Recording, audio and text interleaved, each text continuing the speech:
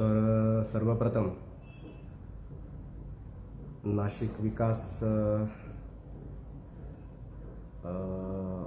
हे जे पेज आहे हे पेज पाहणाऱ्या आणि आत्ता हा लाईव्ह व्हिडिओ पाहणाऱ्या सर्व प्रेक्षकांना त्या ठिकाणी जय संविधान. एकच मिनिट.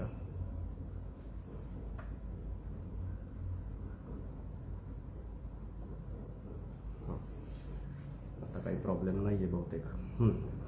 तर सर्वप्रथम नाशिक विकास लाईव्ह ह्या पेजच्या माध्यमातून जे कोणी हा लाईव्ह व्हिडिओ पाहत आहेत त्या सर्वांना सर्वप्रथम जय संविधान. आज हिजाब प्रकरणावर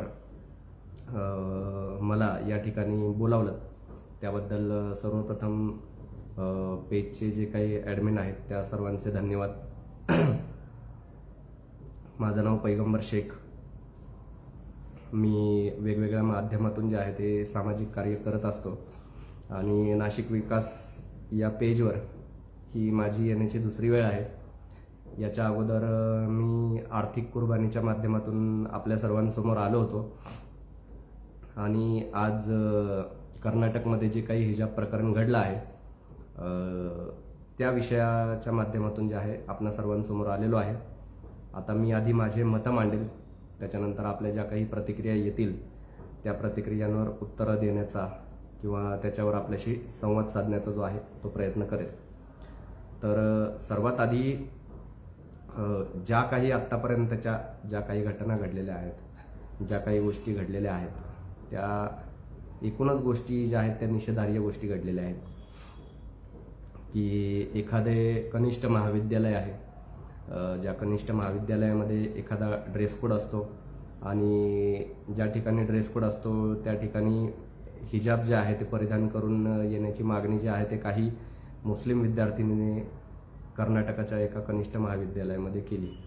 त्यानंतर त्या ठिकाणी विद्यालय प्रशासन जे आहे त्यांनी त्या ज्या आहे त्याला परवानगी नाकारली. तर मला वाटतं या ठिकाणी हे जे प्रकरण आहे हे याच ठिकाणी थांबायला हवं होतं की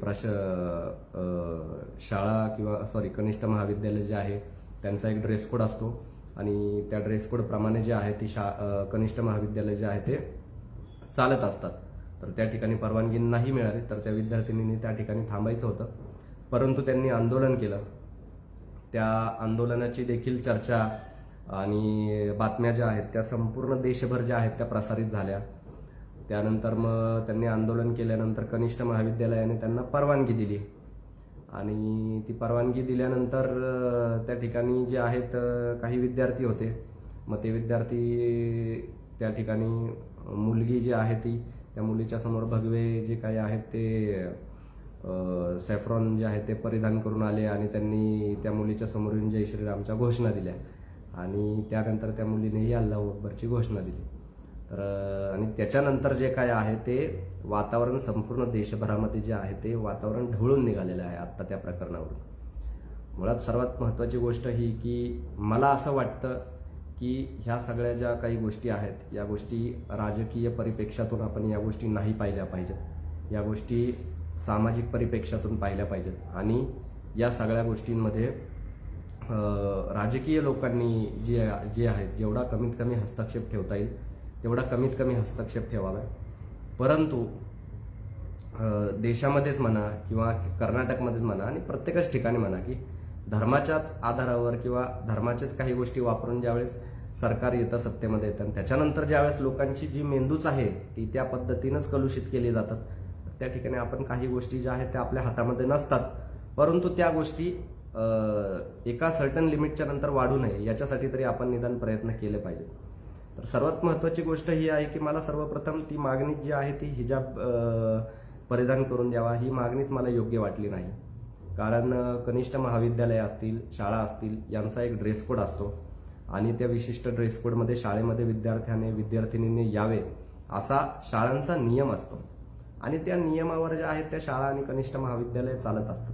मग त्या ठिकाणी कुठल्याही समाजातनं आपण बेसिकली हिंदू समाजातून जरी म्हणालो की एखादी मुलगी आली आणि त्या ठिकाणी पदर वगैरे घेऊन जर शाळेमध्ये बसली, पदर घालून म्हणा किंवा साडी घालून म्हणा किंवा लुगडं नेसून म्हणा, जर ती शाळेमध्ये बसली तर शाळा त्यालाही अलाव करत नसते. आणि त्या ठिकाणी एखादी मुलगी हिजाब घालून बसली तरी त्यालाही अलाव करत नसते. शाळेचा एक ड्रेस कोड आहे आणि तो ड्रेस कोड विद्यार्थ्यांनी फॉलो करावा, एवढंच त्या ठिकाणी असतं म्हणणं शाळेचं. याच्याही पलीकडे जाऊन काही शाळांमध्ये 2 वेण्या कंपल्सरी असतात. शाळांमध्ये मुलांनी विशिष्ट पद्धतीचे हेअरकट केलेले शाळांना चालत नाहीत, कनिष्ठ महाविद्यालयांना चालत नाहीत. ह्या सगळ्या गोष्टी ज्या आहेत त्या एका युनिफॉर्मच्या एका गोष्टी आहेत की त्या पद्धतीने शाळा, कनिष्ठ महाविद्यालय चालतात आणि त्याच पद्धतीने प्रत्येक विद्यार्थ्याने करावे ही शाळेची फक्त अपेक्षा असते. परंतु हा वाद एवढा पेटला आणि सर्वात दुर्दैव काय की ज्या मुली आहेत, त्या ठिकाणी ज्यांनी काही आंदोलन केलं, त्या मुलींनी 20-30 काय त्या मुली होत्या. त्याच्यानंतर जे काही आंदोलन घडलं, मुलांनी जे काही गोष्टी केलं, तेही सर्वात जास्त भयावह आहे. कारण ते एक विद्यार्थी होते म्हणून ठीक आहे, ते कनिष्ठ महाविद्यालयापर्यंत त्या गोष्टी आहेत म्हणून ठीक आहे, म्हणजे तेवढा समजूतदारपणा देखील आपल्यामध्ये असला पाहिजे. परंतु ते जर इतर ठिकाणी असं काही गोष्टी घडल्या असतात तर त्या गोष्टी किती म्हणजे पुढपर्यंत गेल्या असतात ह्याचा कुठेतरी विचार केला पाहिजे. म्हणून ज्या पद्धतीने मुलांना पण ज्या पद्धतीने भडकवलं जात आहे त्या गोष्टीचा देखील या ठिकाणी निषेध केला पाहिजे की ज्या गोष्टी कायद्याच्या अधीन होत्या. म्हणजे त्या मुलीने जे आहे सुप्रीम कोर्टामध्ये त्यांनी याचिका दाखल केलेली होती. सुप्रीम कोर्टाचा त्या ठिकाणी निकाल यायचा बाकी होता आणि शाळेने त्यांना तोपर्यंत येण्याची परवानगी दिली होती. न्यायालयाच्या अधीन ज्यावेळेस अशा गोष्टी असतात त्यावेळेस विद्यार्थ्यांकडून देखील अशा पद्धतीच्या गोष्टी घडता कामा नयेत. आणि ज्या काही त्या विद्यार्थिनीने लढा दिला तो मूलतः लढा जो आहे तो न्यायालयीन मार्गाने दिला होता. सर्वात पहिल्यापासूनच तो न्यायालयीन मार्गानेच होता. विद्यार्थ्यांना भडकवणे वगैरे ह्या ज्या काही गोष्टी आहेत, मग त्याच्यानंतर पोलरायझेशन, ध्रुवीकरण चालू झालं आणि त्या ध्रुवीकरणाचे जे पडसाद आहेत ते संपूर्ण देशभरात आता आपण पाहतच आहोत की जिथे गरज नाही तिथेही काही जण आता ते फेटे घालून निघायला लागलेत, जिथे गरज नाही तिथे हिजाब घालून निघायला लागलेत, आंदोलनं व्हायला लागलीत. ह्या सगळ्या गोष्टी दुर्दैवी आहेत. पण ह्या गोष्टी एक सर्टन लिमिटपर्यंत येऊन थांबणार आहेत हे मलाही माहीत आहे. परंतु ह्या सगळ्या गोष्टींमध्ये जे आहे ती समाज सुधारणा कुठेतरी जे आहे ते लांब पडते असं मला वाटतंय. की आजपर्यंत मी असं पाहिलं की हिजाब प्रकरणावर आम्ही हिजाबचे समर्थक नाही आहोत. मी व्यक्तिशः हिजाबचा समर्थक नाहीये, बुरख्याचा समर्थक नाहीये आणि माझ्यासारखे असे करोडो मुस्लिम आहेत जे हिजाब आणि बुरख्याचं समर्थन करत नाही. परंतु देशामध्ये ज्यावेळेस अशी घटना घडते त्यावेळी कुठल्या बाजूने नक्की बोलावं हा सगळ्यात मोठा प्रश्न पडतो. गेल्या 3-4 दिवसापासून तरी मी प्रबोधनाचीच जे आहे ते प्रबोधन मार्गानेच मी माझ्या भूमिका मांडण्याचा जो आहे तो या ठिकाणी प्रयत्न करतो. सर्वात दुर्दैव हे झालं की भाजपचा जो काही अजेंडा होता त्या अजेंड्याला मुस्लिम समाज जो आहे तो पूर्णपणे बळी पडला. बरं, बळी पडण्यासाठी प्रतीक कुठलं वापरलं गेलं तर एक 11वी-12वीची एक मुलगी की जी मुलगी समोरचा व्यक्ती जय श्रीराम बोलतो त्याच्यानंतर ती मुलगी अल्लाहू अकबर बोलते आणि त्या अल्लाहू अकबर बोलण्याचं संपूर्ण देशभरामध्ये प्रोजेक्शन केलं जातं. ही खरं तर खूप लाजिरवाणी गोष्ट आहे. माध्यमांनी देखील त्या गोष्टी केल्या. त्याच्याही पलीकडे जाऊन जे आहे की आजपर्यंत एवढ्या मॉब लिचिंगचं प्रमाण देशभरामध्ये घडलं. जय श्रीराम बोलण्यासाठी मुस्लिम समाजातल्या काही तरुणांना, काही लोकांना मारण्यात आलं. पण समोरून कधी अल्लाहू अकबर अशी घोषणा आलेली नव्हती. तर ती जी घोषणा आहे त्या मुलीच्या माध्यमातून देण्याचा प्रयत्न केला.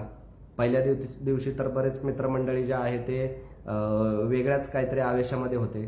परंतु ज्यावेळेस मी आधीपासूनच मॉब लिचिंगची प्रकरणं घडतात त्यावेळेसपासूनच म्हणतोय, या ठिकाणी ज्यावेळेस तुम्हाला जय श्रीराम बोलण्यासाठी प्रेरित केलं जातं त्यावेळेस तुम्ही त्या ठिकाणी अल्लाहू अकबर म्हणण्यापेक्षा त्या ठिकाणी जय संविधान म्हणलं पाहिजे.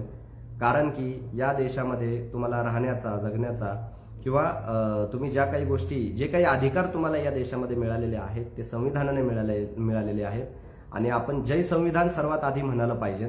आणि ज्यावेळेस आपण जय संविधान म्हणू त्यावेळेस या समाजामधल्या ज्या दरी आहेत त्या दरी हळूहळू का होईना त्या कमी होतील आणि संविधानाचं जे महत्त्व आहे, संविधानाबाबतीतली जी काही आपुलकी आहे ती देशातील लोकांमध्ये, समाजामध्ये जी आहे ती मोठ्या प्रमाणामध्ये वाढेल. परंतु ह्या गोष्टी दोन्ही समाजाकडून खूप मोठ्या प्रमाणात काही होताना दिसत नाहीत. राहिला प्रश्न की तरुणांना जे काही भडकवलं जातंय, मला त्या तरुणांविषयी देखील आत्मीयता वाटते. कारण की ह्या सगळ्या ज्या गोष्टी आहेत ह्या सगळ्या गोष्टी आत्मीयतेने पाहिल्या पाहिजेत. 11वी-12वीच्या मुलांना काही खूप समज असते अशातला काही भाग नाहीये. त्यांना भडकवलं गेलं ते त्या गोष्टींना बोलण्याला कोणी भडकवलं त्यांच्या ह्याच्यामध्ये आले आणि त्याच्यानंतर ज्या काही त्यांनी गोष्टी केल्या त्या गोष्टी सर्व लाजिरवाण्या आहेत. परंतु या सर्व गोष्टींमधून पालकांनी विशेषतः आपल्या पाल्याकडे किती लक्ष दिलं पाहिजे ना आपण ह्याचा कुठेतरी विचार करणं गरजेचं आहे. कारण ह्या गोष्टी ते विद्यार्थी आहेत म्हणून ठीक आहे की एखाद्या विद्यार्थिनीसोबत, ती मुलगी आहे म्हणूनच मी म्हणत नाही की एखाद्या मुलासोबत देखील असं का व्हावं. हीच मुलं उद्या मॉब लिंचिंग करण्यासाठी वापरली जातील, याची काय आपण शाश्वती देऊ शकतो का? म्हणजे तर ह्याचा कुठेतरी आपण विचार केला पाहिजे.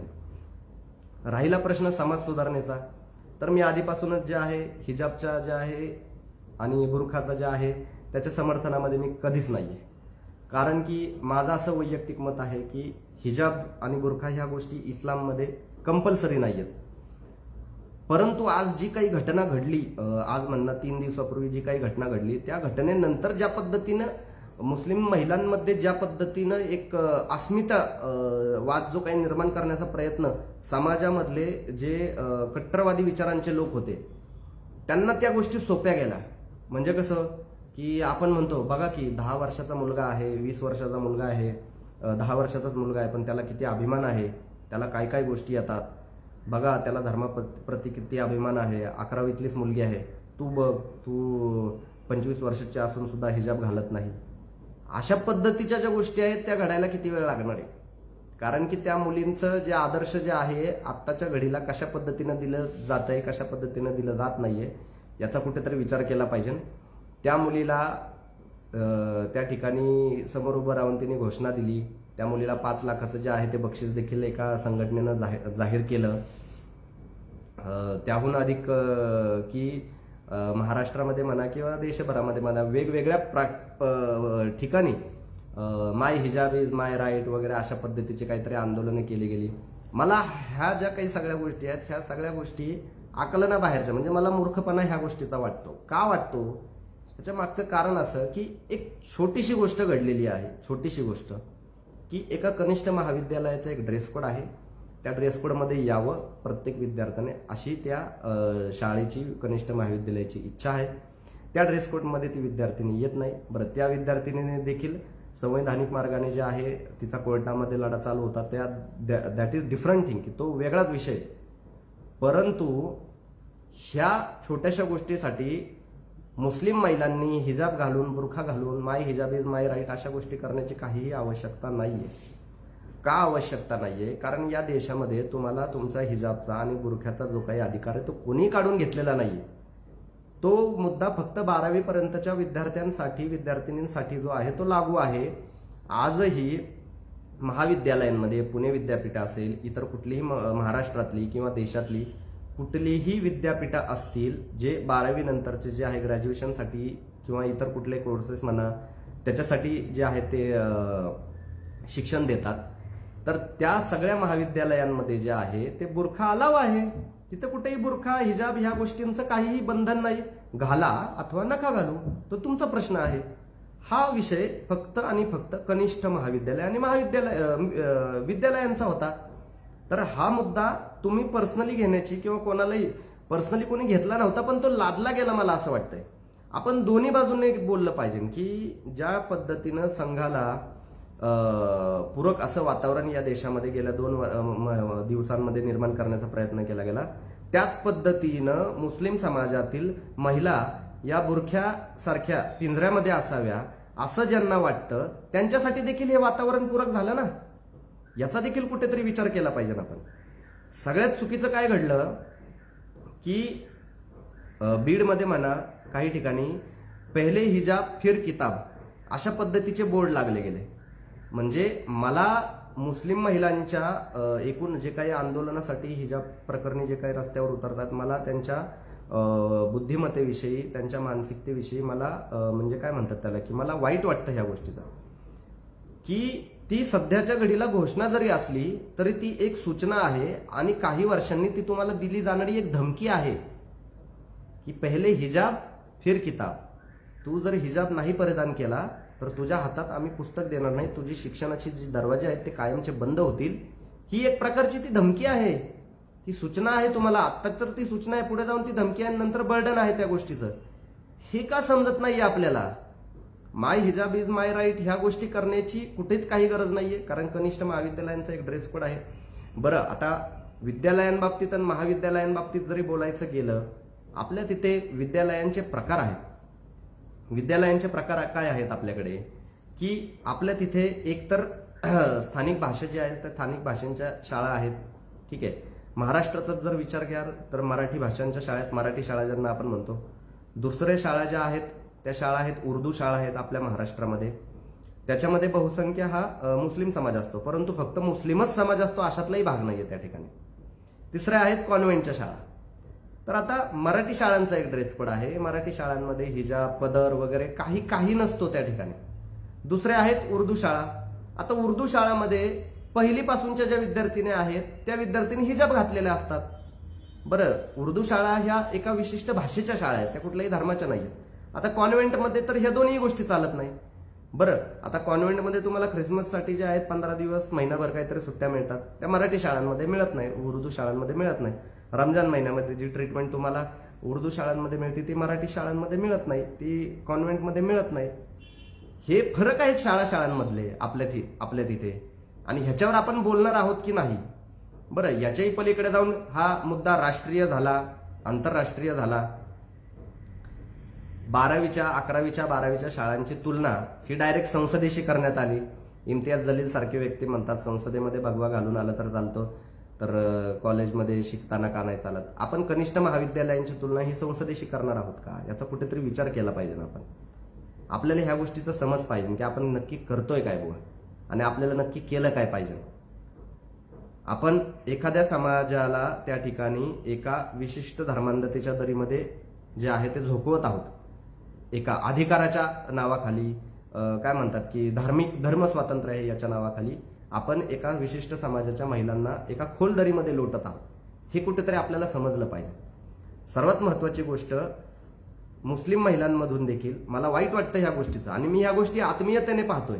मी कोणावर, कुठल्या समाजावर टीका करावी, काय करावी ह्या उद्देशाने मी पाहत नाही. मला जसं वाईट त्या विद्यार्थ्यांचं वाटतं की ते विद्यार्थी त्या ठिकाणी जय श्रीरामच्या घोषणा देत आले, त्यांना त्या ठिकाणी प्रोत्साहित करण्यात आलं, मला त्याही बाबतीत जसं वाईट वाटतं तसंच या ठिकाणी वाटतं की पहिले हिजाब फिर किताब या घोषणेविषयी मुस्लिम समाजातून महिलांच्या कुठल्याही प्रतिक्रिया कशा काय आल्या नाही.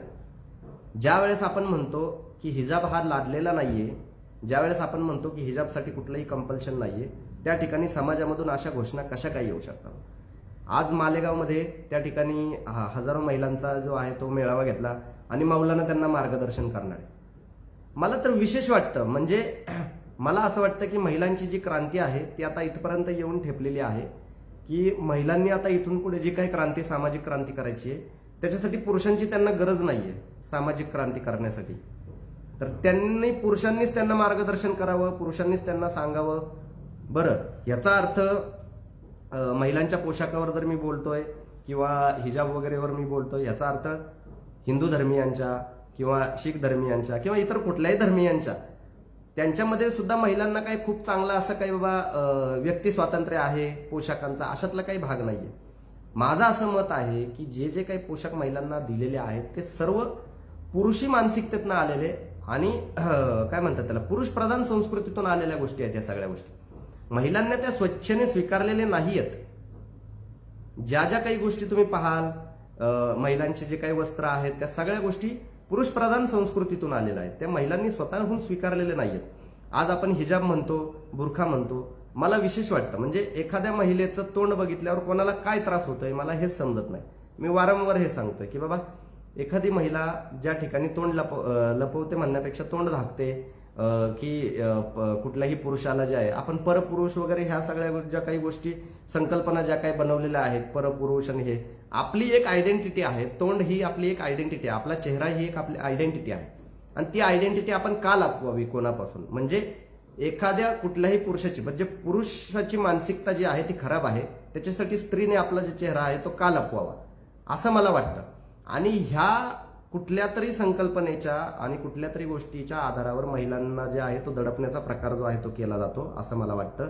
त्यामुळे मी हिजाबचा आणि बुरख्याचा समर्थक नाही.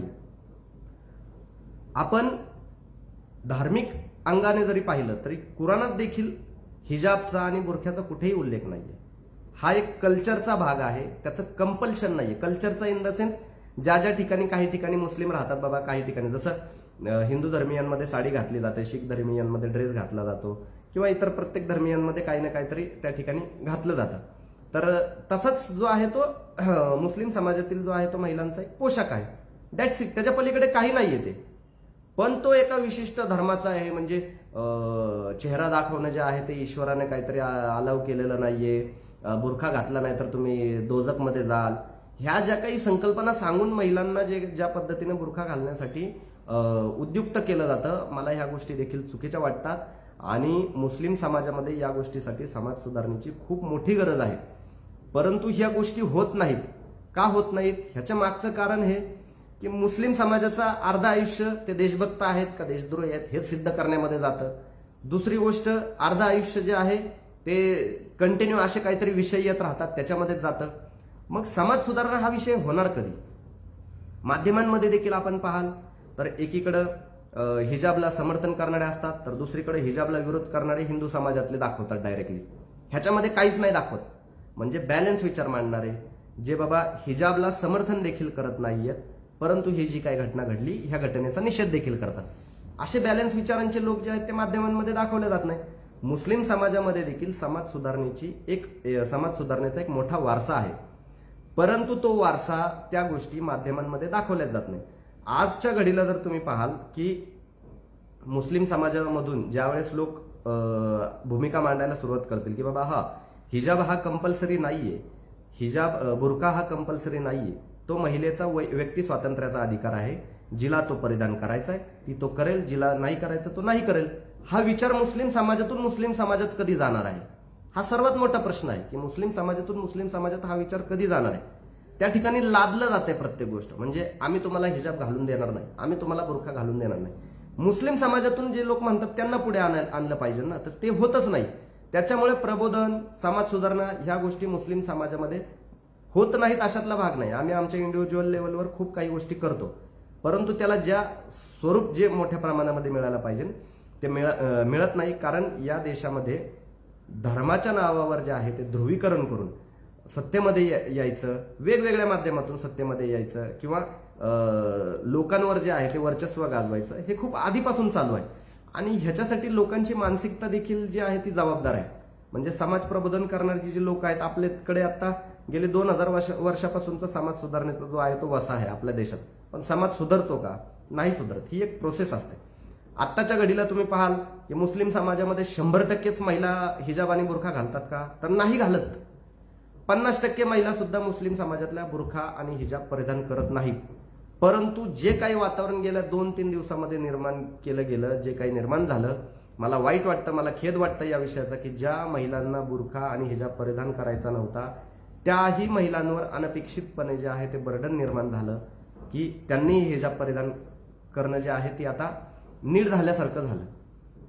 आज आपण पाहाल की त्या आंदोलनामध्ये पहिल्यांदा 2-3 विद्यार्थिनी होत्या, नंतर त्या 30वर विद्यार्थिनी गेल्या.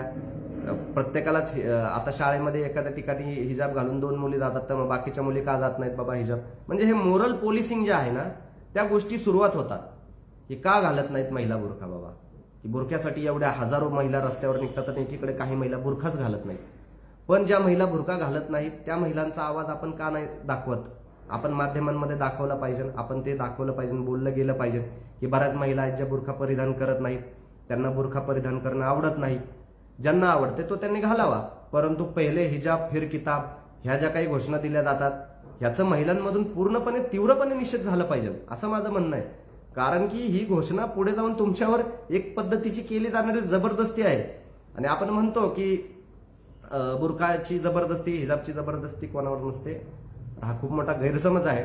बरं, हे मी मुस्लिम समाजाला सांगतो की हा तुमचा खूप मोठा गैरसमज आहे.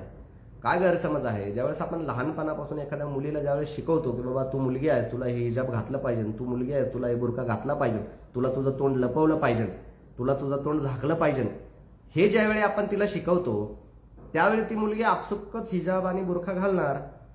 ज्यावेळेस तुम्ही तिला सांगणार की बाबा तू हे बुरखा घातला नाही की तुला दोजकमध्ये घालवलं जाणार, त्यावेळी ते आपसुकच बुरखा घालणार. कुठलीही मुलगी काय डायरेक्ट बुरखा तर परिधान करणार नाही ना.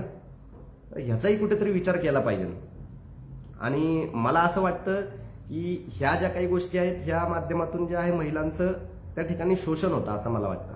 म्हणजे मी मगाशी देखील बोललो की कुठल्याही महिलेचा चेहरा पाहिल्याने मला काय त्रास होतोय आणि कुठल्याही महिलेने तिचा चेहरा दाखवल्याने तिला काय त्रास होतोय. चेहरा ही एक आपली आयडेंटिटी आहे आणि ती आयडेंटिटी कोणापासूनही काही लपवण्याची आवश्यकता नाहीये आपल्याला. आणि एवढंच नाही तर माझं असं म्हणणं आहे की महिलांसाठी जे जे काही पोशाख भले ते कुठल्याही धर्मियांच्या असतील ते त्यांनी इतर धर्मियांनी खूप काहीतरी आम्ही महिलांना स्वातंत्र्य देतोय असं काही समजण्याची आवश्यकता नाहीये.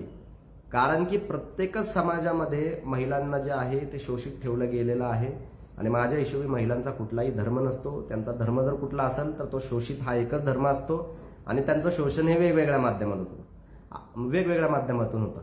आत्ताच्या घडीलाही पाहाल तर हिंदू समाजामध्ये बरेच अशी मुलं असतात जे म्हणतात की लग्न झाल्यानंतर माझ्या बायकोने जी आहे ती साडीच घातली पाहिजे, अशाही विचारांची मुलं असतात.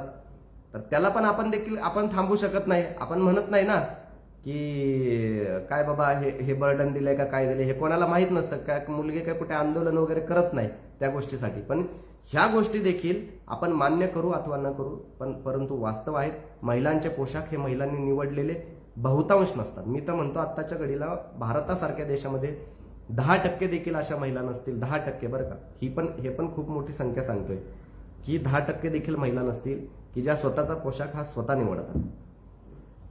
तिसरी गोष्ट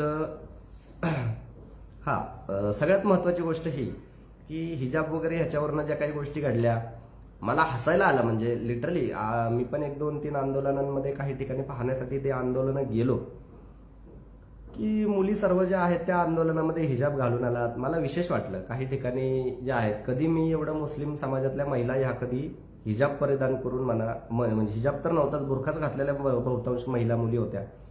एवढ्या मोठ्या प्रमाणामध्ये मी कधीच पाहिलं. म्हणजे मी एवढे मुस्लिम समाजाची आंदोलनं पाहिली परंतु बऱ्याच महिला त्या ठिकाणी साड्यांमध्ये देखील यायच्या, बऱ्याच महिला त्या ठिकाणी हिजाबमध्ये देखील यायच्या आणि बुरख्यामध्ये देखील यायच्या. परंतु गेल्या 2 दिवसापासून मी पाहतोय की सर्वच ठिकाणी जे आहे त्या मुस्लिम महिला या पूर्णपणे बुरख्यामध्ये येतात. मला ह्या गोष्टीचं वाईट वाटतं आणि हसायला देखील येतं.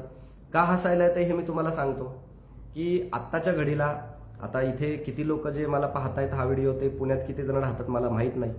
पुण्यामध्ये कोंढवा असेल, सय्यदनगर असेल, कॅम्प वगैरे असेल, हे भाग मुस्लिम बहुल परिसर आहेत.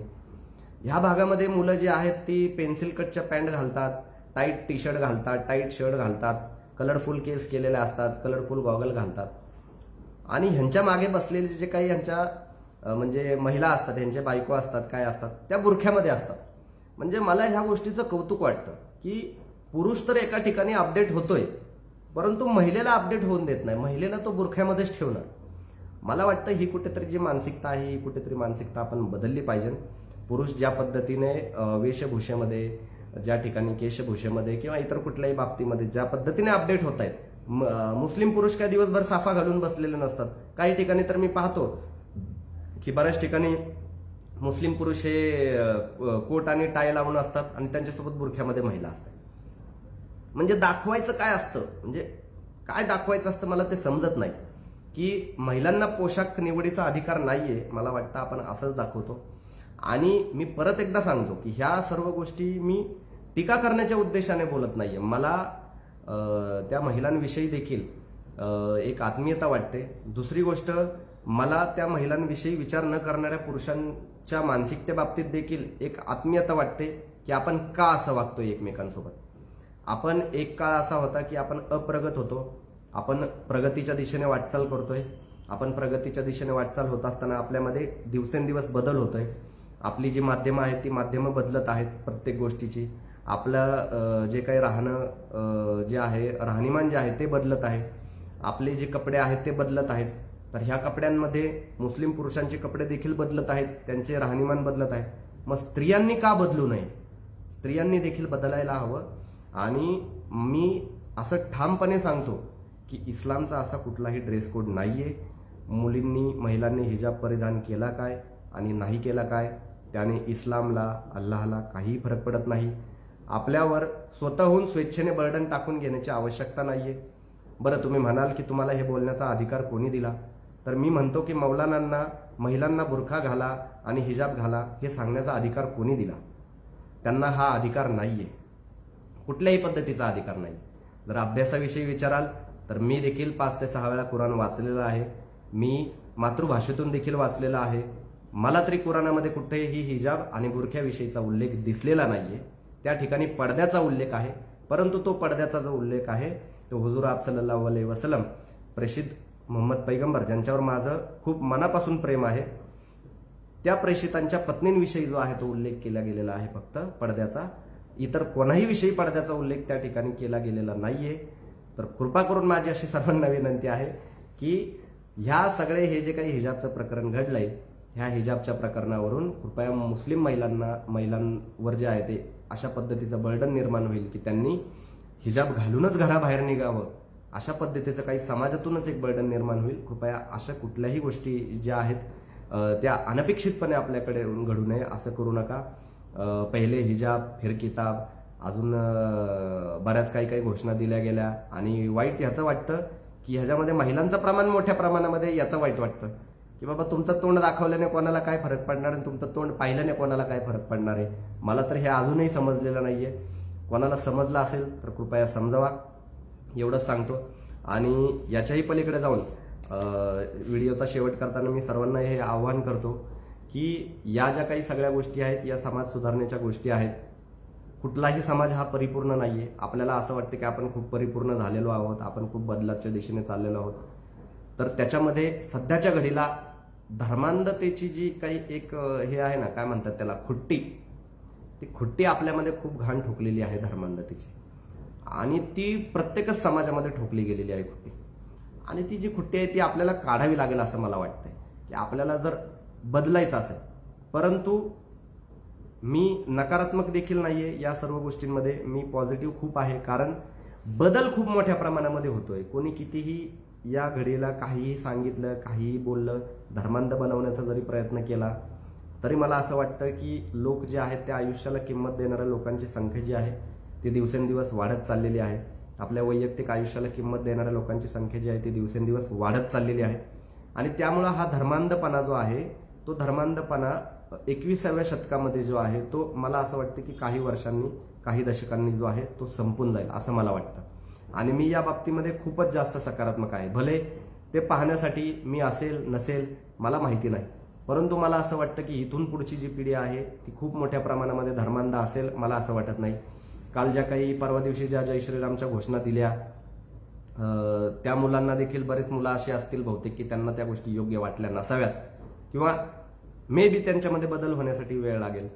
मे बी असं होऊ शकतं की जी मुलगी, मला वाटत नाही की ती मुलगी कंटिन्यू हिजाब घालत असावी, जी मुलगी त्या ठिकाणी हिजाब घालून आणि बुरखा घालून आले ना अल्लाहू अकबर घोषणा दिली, परंतु त्या मुलीवर पण देखील आता तिच्याच कामामुळे, तिच्याच घोषणा दिल्यामुळे जे आहे एक पद्धतीचं बर्डन आलं आणि तिला आता कायम जो आहे तो बुरखा आणि हिजाब परिधान करूनच प्रत्येक ठिकाणी जावं लागेल. हे तिच्यावर एक सामाजिक दडपण येऊन बसलं. मला त्याचं एक वाईट वाटतं की अशा पद्धतीच्या गोष्टी या देशामध्ये म्हणा किंवा जगामध्ये म्हणा कोणाविषयी घडू नये. आपण ज्या काही गोष्टी करतो त्याचं दडपण कोणावर येऊ नये. आणि माझी प्रत्येक माध्यमांना अशी नम्र विनंती आहे की ज्या पद्धतीने आपण काहीतरी समाजातला कट्टरपणा काहीतरी दाखवण्याचा प्रयत्न करतो, तुमचा उद्देश नसतो असा की त्याच्यातून काहीतरी ध्रुवीकरण व्हावं, परंतु त्याने खूप मोठ्या प्रमाणामध्ये ध्रुवीकरण होतं. आपण समाज सुधारकांना माध्यमांमध्ये आणण्याचं जे आहे ते खूप मोठ्या प्रमाणामध्ये प्रयत्न करणं गरजेचं आहे. समाज सुधारकांना जास्त जे आहे ते माध्यमांमध्ये दाखवणं गरजेचं आहे. ज्यावेळेस आपण म्हणतो की हा महाराष्ट्र शिव फुले शाहू आंबेडकरांचा आहे, आपल्या महाराष्ट्राला म्हणा किंवा देशालाच म्हणा एकूणच की एका समाज सुधारण्याचा एक वसा आहे, परंपरा आहे, त्यावेळेस आपण ध्रुवीकरण करणाऱ्या लोकांना माध्यमांवर आणताना 10 वेळा विचार केला पाहिजे. टीआरपी फक्त कट्टरवादी विचार मांडल्यानेच मिळेल असं नाही. थोडी समाज सुधारणावादी, शांततावादी विचार मांडल्याने थोडी टीआरपी कमी मिळेल, परंतु याने समाज सुधारणा मोठ्या प्रमाणामध्ये होईल, ज्याने पुढे जे देश सुधारणा म्हणा, लोक सुधारणा म्हणा, ही जी 100 वर्षाने होणार आहे ती 50 वर्षात होईल. आज आपल्याकडे एवढ्या मोठ्या प्रमाणामध्ये माध्यमं आलेली आहेत. आपण एखादं वक्तव्य केलं तर ते 10 मिनिटांमध्ये संपूर्ण जगामध्ये दिसतं ते. तर या माध्यमांचा आपण चांगल्या पद्धतीने वापर केला पाहिजे. तर हे वापर करण्यासाठी मेनस्ट्रीम ज्या काही मीडिया आहेत, सगळी जे माध्यमं आहेत त्यांनी ह्या गोष्टीसाठी प्रयत्न केले पाहिजेत. हिंदू समाज असेल, मुस्लिम समाज असेल, प्रत्येकच समाजामध्ये समाज सुधारणावादी विचार मांडणाऱ्यांची खूप मोठी फळी आहे. त्यांना ह्या गोष्टीच आवडत नाहीत काय? काहीच गोष्टी आवडत नाही. आज एक विद्यार्थिनी जी आहे, जिने अल्लाहू अकबर घोषणा दिली, त्या विद्यार्थिनीचं प्रोजेक्शन संपूर्ण देशभरामध्ये होतं. परंतु या देशामध्ये जय संविधान बोलणारे करोडो लोक आहेत, त्यांचं प्रोजेक्शन देशभरामध्ये कुठंच होत नाही. ह्याच्या एवढं दुर्दैव या देशामध्ये आणखीन काय असेल, याचा कुठेतरी विचार केला पाहिजे. आणि मी हे का सांगतोय, आपल्याला असं वाटतंय की ह्या गोष्टी मीडिया हाऊसपर्यंत कधी येणार नाहीत, परंतु कसं आहे की ज्यावेळेस काही गोष्टी घडतात तर ते आग लागल्यानंतर जे आहे, कोणाचं घर जळेल कोणाचं घर नाही जळणार हे कोणीही सांगू शकत नाही. त्याच्यासाठी माध्यमांनी ह्या गोष्टीवर खूप जास्त बारकाईने लक्ष दिलं पाहिजे की आपण माध्यमांवर कोणाला आणतोय. कालपासून माध्यमांनी जे आहे चांगल्या चांगल्या लोकांना बोलवण्याचा प्रयत्न केला की जे बॅलन्स भूमिका मांडतील. मला पण आज नाशिक विकास लाईव्हवर बोलवलं, त्याबद्दल खरं तर मी आपले धन्यवाद मानतो. कारण असे विचार मांडणारे लोक या देशामध्ये, महाराष्ट्रामध्ये आहेत हे कित्येक लोकांना माहितीच नाहीये. त्यांना माहितीच नसतं की बाबा काहीतरी असं, आणि हे काहीतरी असामान्यच घडते असं काहीतरी वाटतं त्यांना, परंतु हे काही असामान्य नाहीये. असे विचार मांडणारे खूप लोक या देशामध्ये आहेत, या महाराष्ट्रामध्ये आहेत, परंतु त्यांना कुठल्याही पद्धतीचा आवाज मिळत नाही, त्यांना कुठल्याही पद्धतीची माध्यमे मिळत नाहीत. ही त्यांची खूप मोठी शोकांतिका आहे. आणि मला असं वाटतं की मी या विषयावर कायम बोललं पाहिजे, कारण मी जर या विषयावर बोललो तर निदान काहीतरी चांगलं घडेल बुवा. तर एवढ्या वेळ तुमचं सर्वांचं डोकं खाल्लं, आता मी थांबतो. आपण खूप लक्षपूर्वक माझी ही जी काही लाईव्ह आहे ते ऐकलं, त्याबद्दल आपल्या सर्वांचे धन्यवाद. आणि पुनश्च एकदा नाशिक विकास जे आहे त्यांचे खूप खूप धन्यवाद मानतो, त्यांनी मला या ठिकाणी बोलवलं. सर्वांना जय संविधान, जय भारत.